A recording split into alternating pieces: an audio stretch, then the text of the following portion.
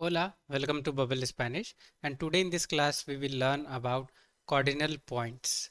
So let's see how we say cardinal points in Spanish.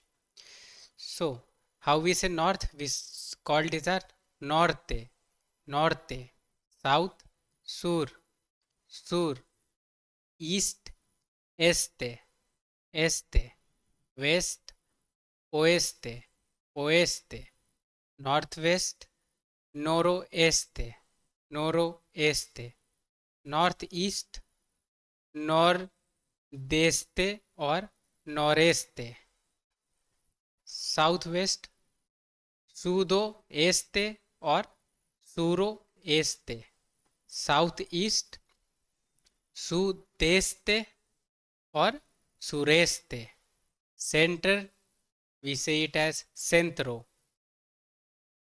So this was all about in this video. I hope you have learned something new. Please like the video if you have learned something new, and don't forget to subscribe the channel.